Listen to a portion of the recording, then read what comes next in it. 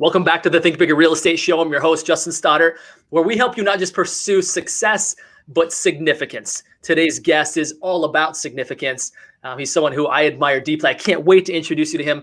Before we go there, I want to remind you that inside of the Think Bigger Real Estate group on Facebook, we go deeper on these topics. Listening gets you to one level of understanding. But when you start engaging with it, that's when it really becomes knowledge and even onto wisdom. Super excited to have, again, today's guest. His name is Josh Kalinowski. He is a former pitcher in the professional baseball pitcher. And his story is fantastic. Before I go deeper on your story, Josh, thanks for coming on the show today, man. Hey, Justin, man, this is a pleasure. Super excited to be talking with you and your audience. Talk about a big thinker, man. Your early days of baseball. Now let me bring in some context here for everybody that's listening, that's saying, okay, I'm not a baseball player. Does this relate to me, right? Today, what we're going to be talking about is how to overcome disappointment. Okay. Mm-hmm. So whether your first career didn't quite work out, and now you find yourself in the real estate industry, and or even in the real estate industry right now, you're finding yourself like a little frustrated, not getting the wins that you expect yourself to be having. This episode is for you. So Josh, let's go back. You, from a very young age, knew that you had some talent throwing the ball, right? Yeah. I grew up with knowing my purpose.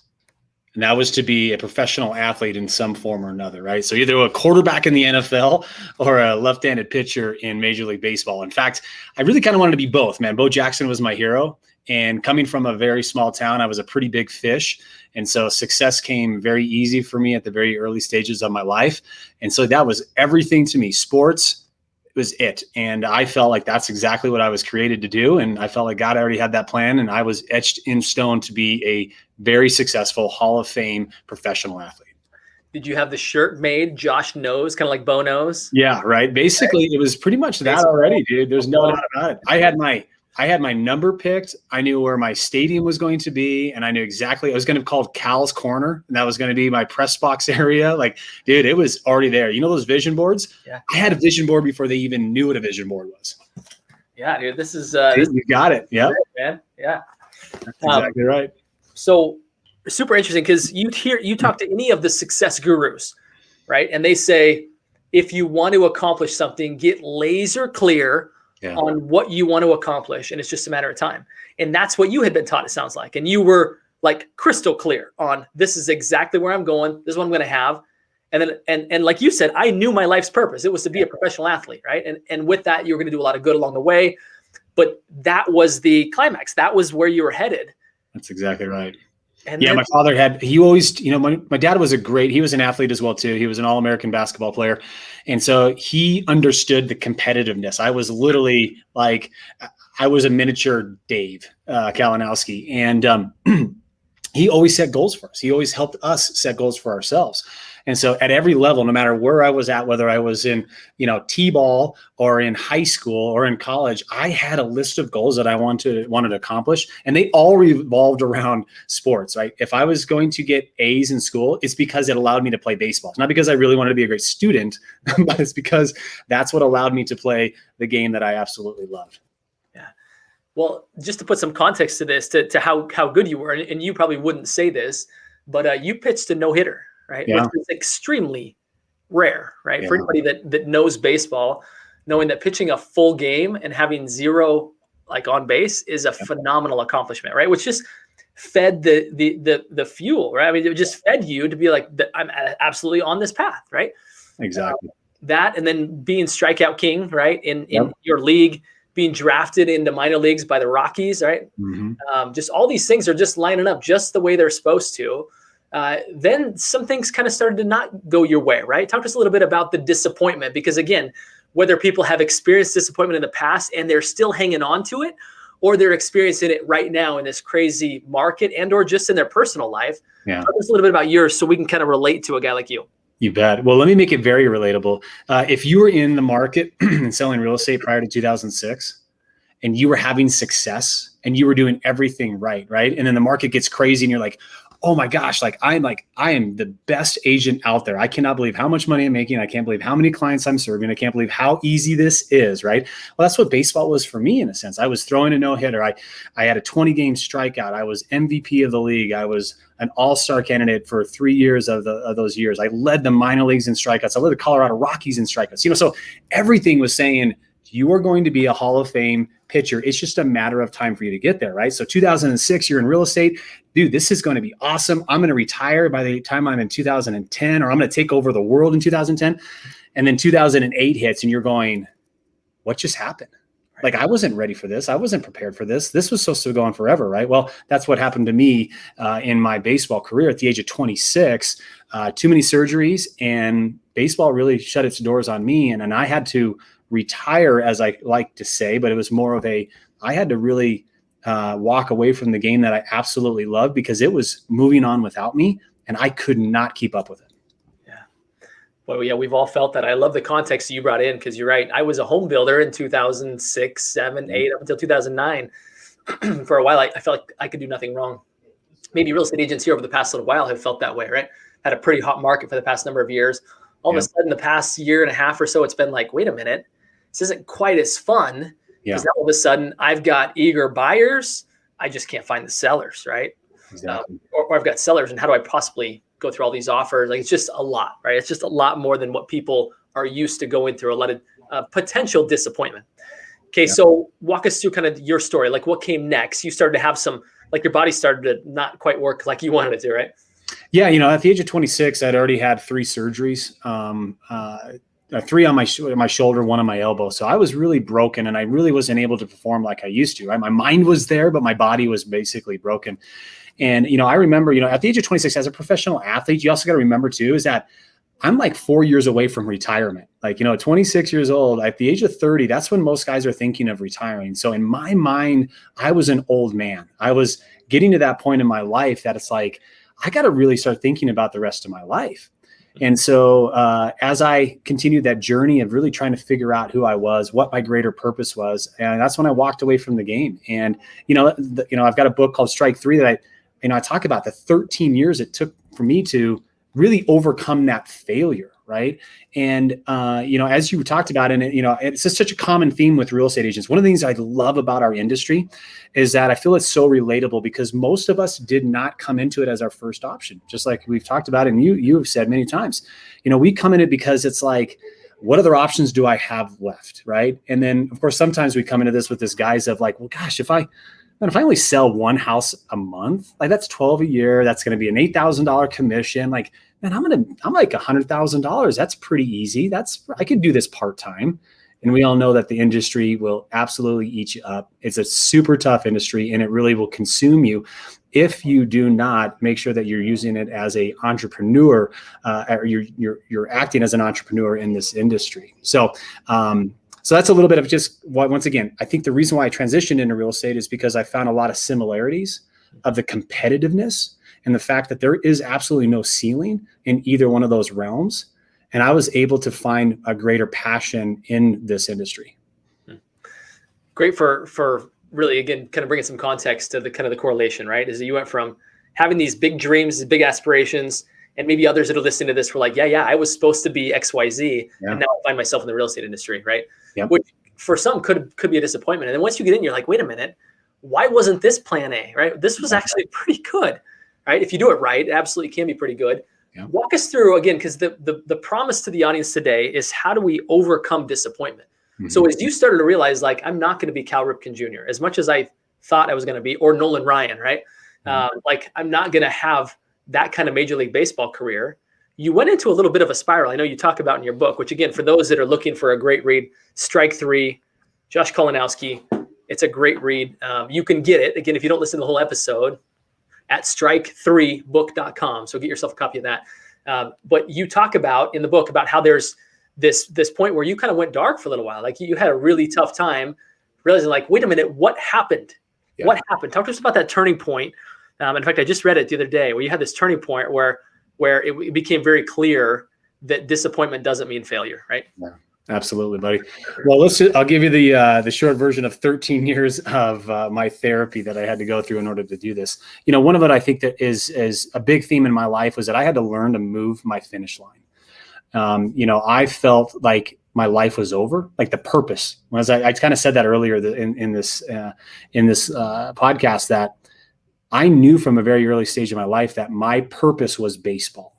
Right? I was baseball. That's like I knew that distinctively, but then I had to realize that it was not my purpose. That I was not baseball. Baseball happened to be the platform that allowed me to go and have success and find out who I was, but it was really only a chapter in my life. And so for years, I really looked in the rearview mirror and saw my successes back there, and never felt like I could have success in the future.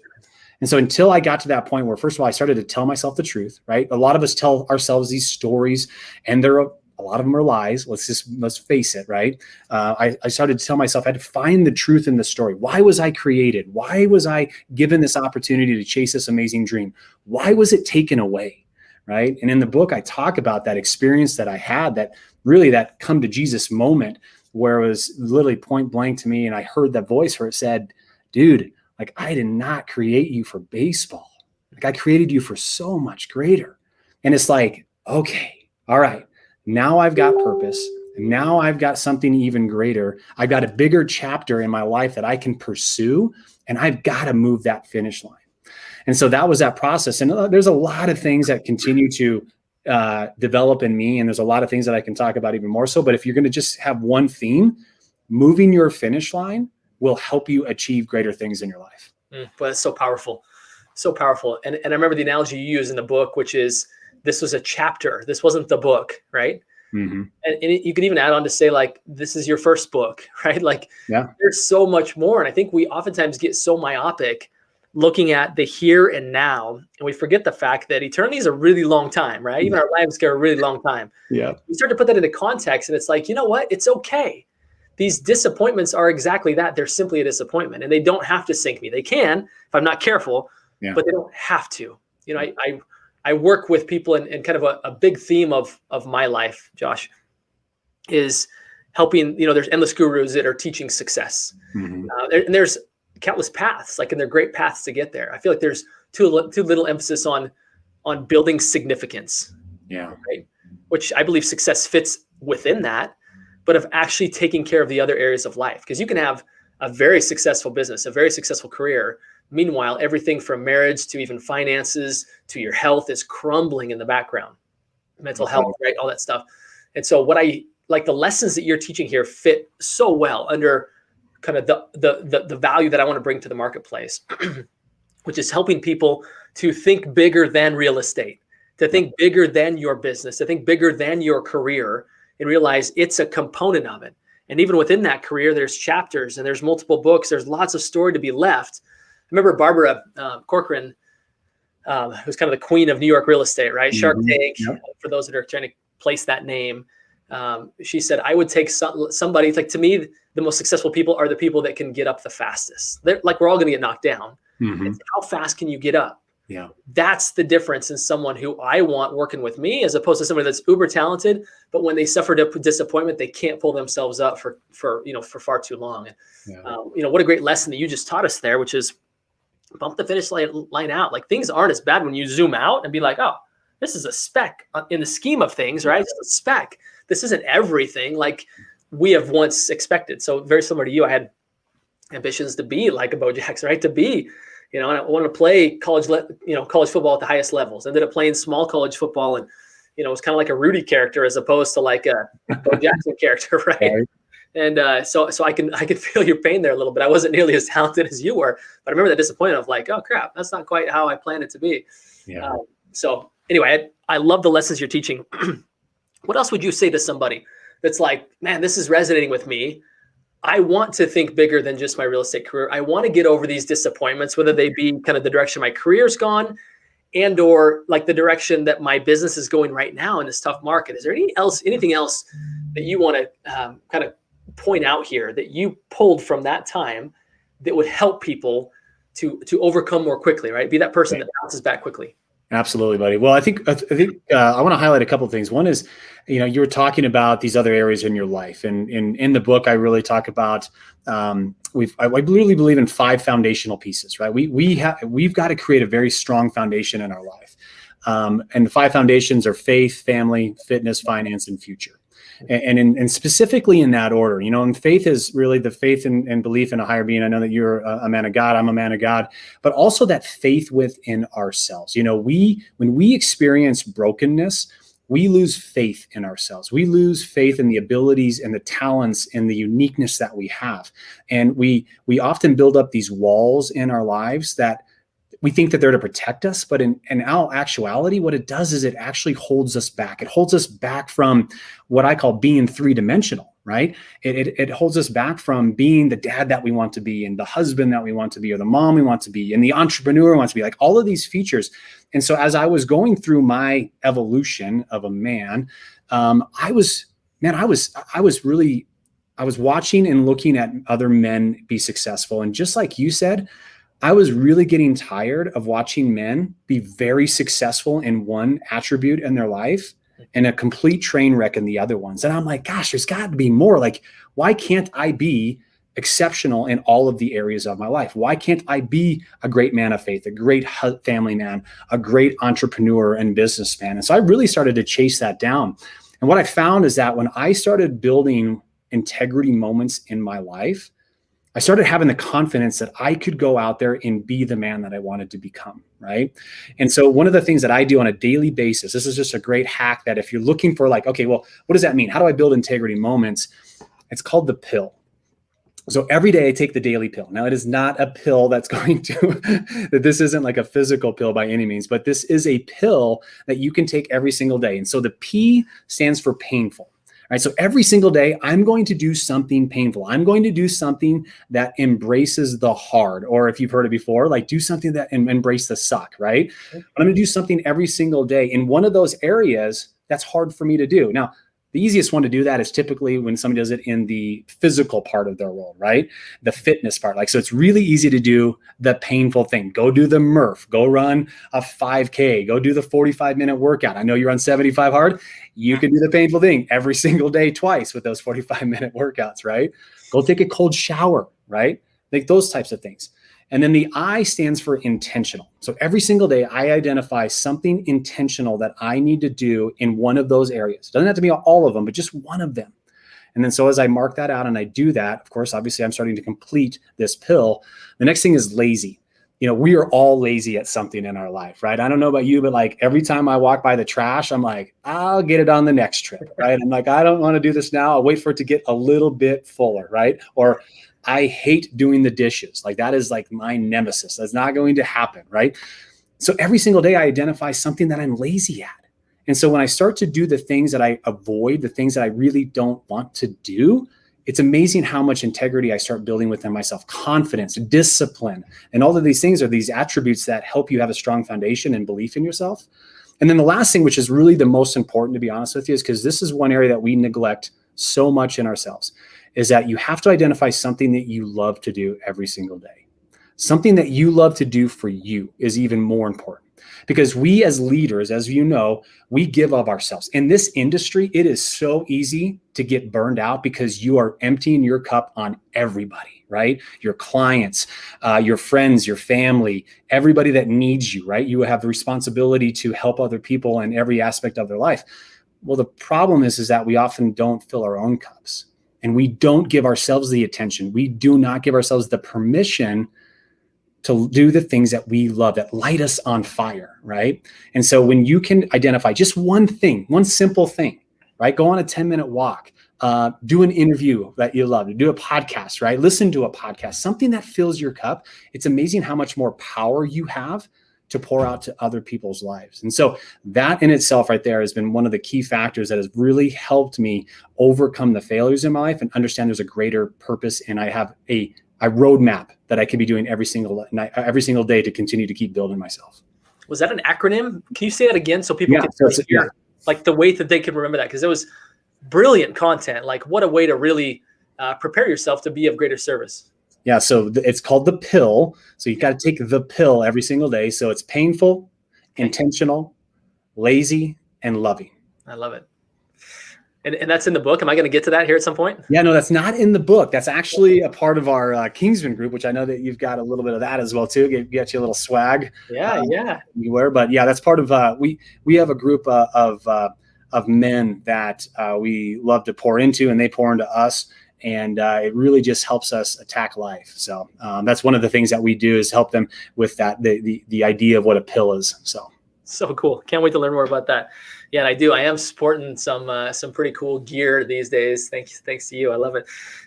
Awesome stuff, Josh. Can't thank you enough for number one, being the kind of leader, right, that looks at life and says, okay, what can I learn from this? And then sharing it with other people, right? It takes an added amount of courage to say, look, this was a real failure. I'm going to share it with the world because the lessons are so important.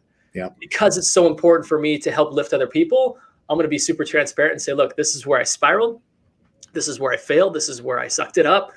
And it's a great tribute, because really we can't relate to people who haven't gone through difficult times. Yeah. When someone's vulnerable enough, brave enough to say, look, I really blew it, and here's what I learned from it. Man, you get an army, coming around you saying, you're a leader, like, let's go. So again, for any that want to learn more about Josh's story and feel like there's still some unmet opportunities in your life, that just because you failed in the past, whether it's been at business, whether it's been at marriage, whether it's been at health, whether it's been at like your mindset, whatever it is where you're like, man, that's really holding me back, know that Josh has created a powerful story for you to dig into and realize that, like, not all dreams are fulfilled, even if you do everything that the gurus tell you to do, right? Have a clear vision, move forward, work towards it every day.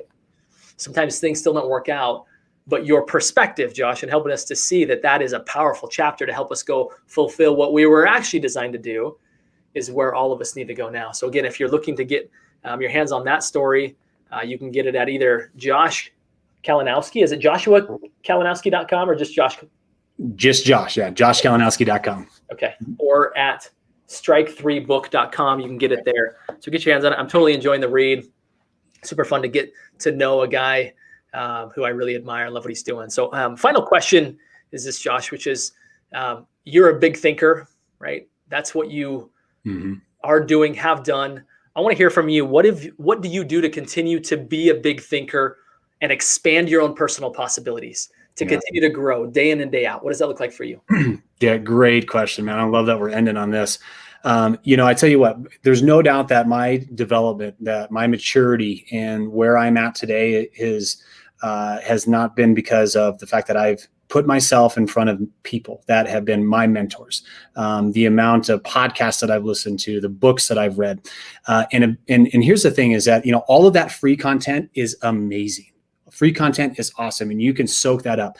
But I will tell you, some of the most impactful, most life-changing opportunities that I've had is when I've paid to play, when I've actually searched out and actually paid for somebody's mentorship, or I have paid for an event. Like when I started investing in myself financially, right? We can invest in ourselves with all of the things that we can do and content. We can get YouTube, once again, podcasts, books. That's awesome. That is so good.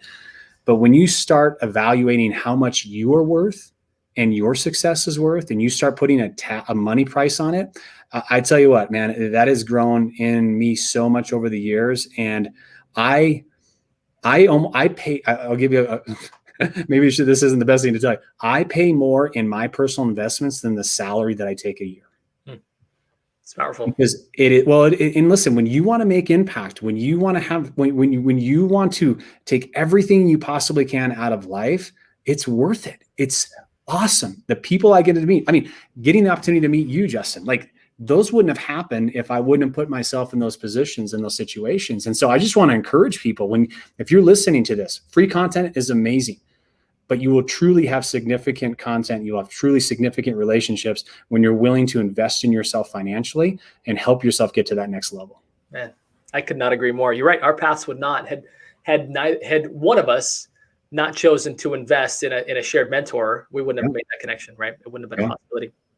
And so many, not only is it so much knowledge, but such a great network of people. When you're around people that get it, that those that pay attention. Those that invest are invested, right? Mm-hmm. You put yourself in a unique class of people that want it really, really bad when you see people who are willing to part with the almighty dollar in order to get the help, get the knowledge, get the network that they need to move their life and their impact to the next level. So great stuff, Josh. Thank you so much, man, for being, again, the person who you are and for sharing so much with us here today. Again, if you're looking to follow this guy, go find him, joshkalinowski.com. You'll learn all about what he has to offer. So, and to everybody listening today, my final request is this. There are 3 simple words. You know what they are. Go think bigger. Josh, thanks for helping us do that today, my friend. Appreciate you. Thanks, Justin.